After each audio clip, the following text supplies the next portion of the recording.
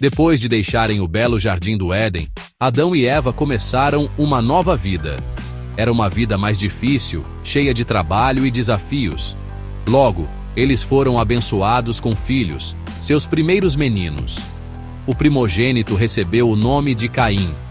Esse nome significava adquirido ou alcançado, talvez porque Eva sentiu que tinha recebido um homem do Senhor. Ele cresceu e se tornou agricultor, um homem que trabalhava a terra. Plantava sementes e arava o solo, trazendo à tona frutos e vegetais da terra. Compreendia o ritmo das estações e a paciência necessária para fazer as coisas crescerem. Suas mãos estavam frequentemente cobertas pela terra que ele trabalhava com tanto empenho. O segundo filho deles se chamou Abel. O significado do nome dele é mais suave, geralmente traduzido como sopro ou vapor, sugerindo uma vida que talvez fosse breve. Diferente do irmão mais velho, Abel não trabalhava a terra. Ele se tornou pastor, um cuidador de rebanhos. Passava seus dias vigiando as ovelhas, protegendo-as de perigos e guiando-as para pastos verdes e água fresca. Conhecia cada animal sob seus cuidados, do carneiro mais forte ao cordeirinho recém-nascido. Sua vida era de movimento constante, acompanhando as necessidades do rebanho pelos campos fora do Éden. Com o passar do tempo, os dois irmãos decidiram trazer uma oferta a Deus. Era a forma deles adorarem, um presente concreto para honrar o Criador.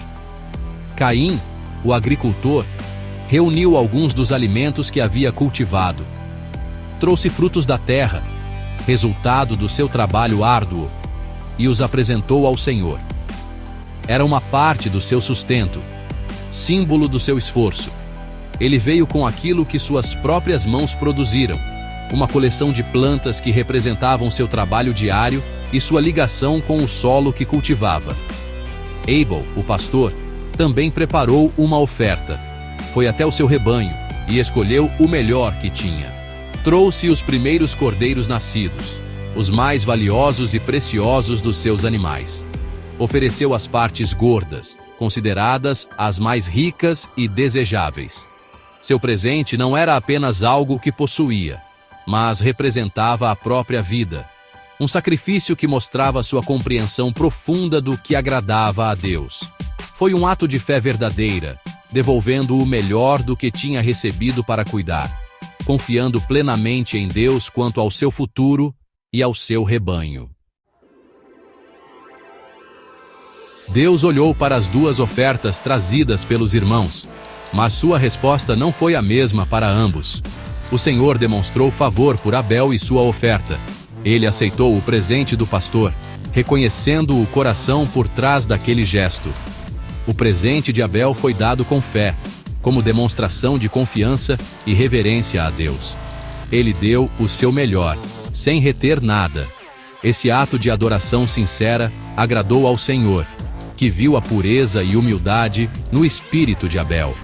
A aceitação foi um sinal da graça de Deus, uma confirmação de que o relacionamento de Abel com ele estava no caminho certo. Porém, Deus não olhou com favor para Caim e sua oferta. O problema não estava no presente em si. Afinal, a terra pertence ao Senhor. O problema estava no coração de Caim. Sua atitude não era de fé nem de adoração sincera. Talvez ele tenha dado de má vontade, ou talvez tenha oferecido apenas o que sobrou, em vez do seu melhor. Seu coração não estava certo diante de Deus, e a oferta era apenas um gesto externo, sem a devoção interior. Essa rejeição não tinha o objetivo de esmagar Caim, mas de mostrar que a postura do coração era mais importante do que o presente físico. A reação de Caim não foi de reflexão ou arrependimento. Ele não perguntou a Deus o que poderia fazer diferente. Em vez disso, seu rosto caiu, e ele ficou extremamente irritado. Um sentimento de inveja e ressentimento tomou conta do seu coração. Ele viu seu irmão sendo aceito enquanto ele não foi, e isso despertou uma raiva amarga dentro dele.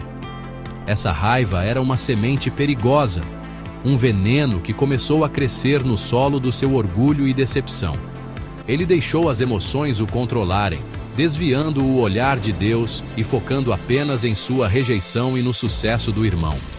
Vendo a escuridão no coração de Caim, Deus falou diretamente com ele. Deu-lhe um aviso gentil, mas firme. Por que você está irado? Deus perguntou. Se fizer o que é certo, não será aceito?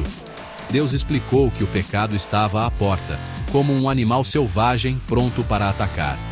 Disse a Caim que o pecado queria dominá-lo, mas que ele deveria dominá-lo. Deus deu a Caim uma escolha. Ele não estava destinado ao fracasso. Tinha o poder de vencer a raiva e a inveja. A responsabilidade era dele.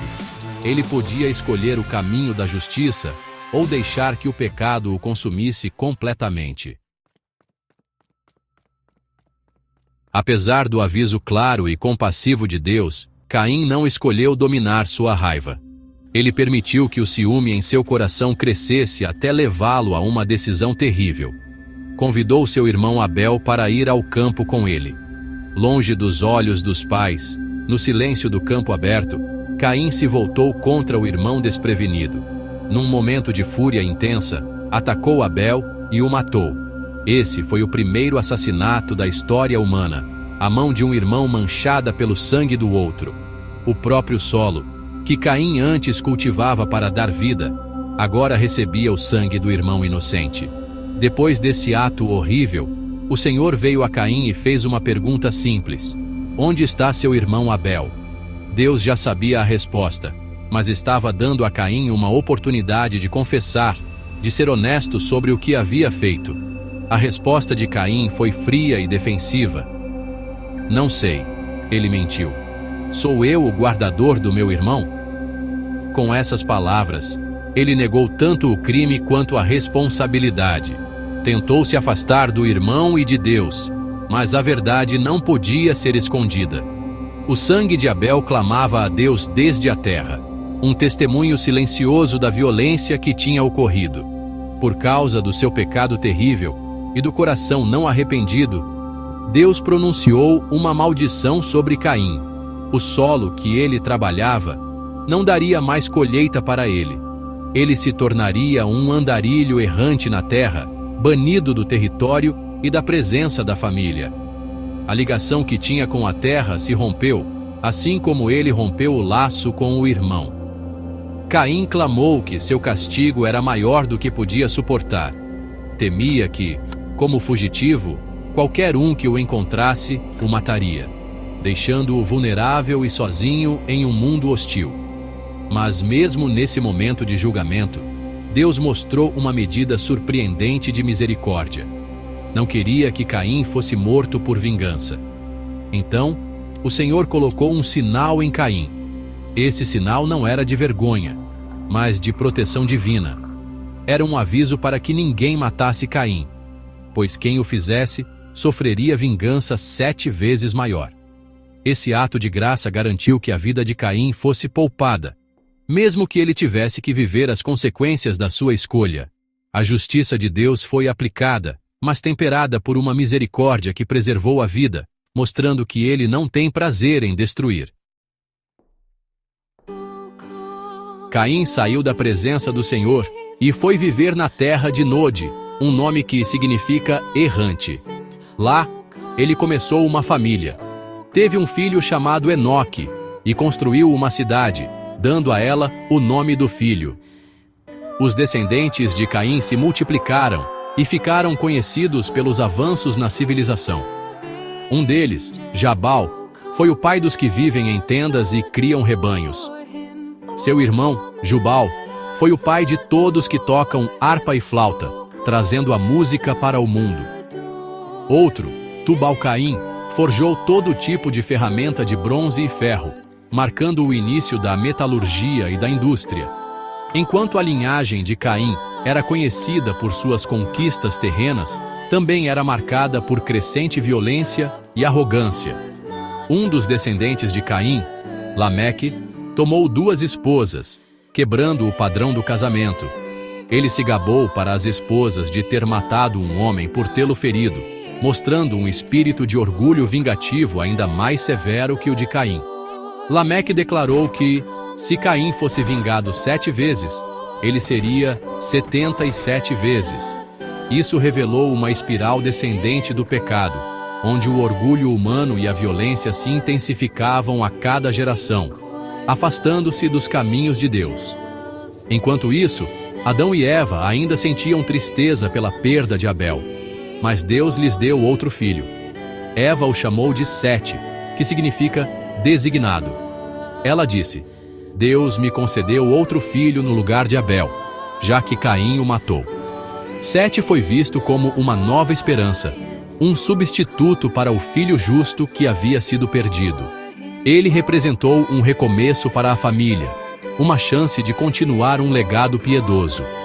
Seu nascimento trouxe consolo aos pais já idosos, lembrando-os de que o plano de Deus continuava, apesar da tragédia e do pecado que haviam entrado na família.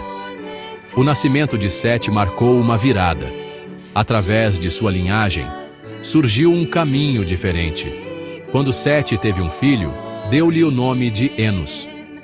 Foi nessa época que a Bíblia nos conta algo bonito e profundo. As pessoas começaram a invocar o nome do Senhor novamente. Enquanto a linhagem de Caim se afastava cada vez mais para a autossuficiência e violência, a linhagem de Sete iniciou um retorno à adoração e comunhão com Deus. Esse novo começo mostra uma lição central. Mesmo diante dos nossos piores fracassos e das dores mais profundas, Deus sempre oferece um caminho de redenção e esperança para quem escolhe buscá-lo.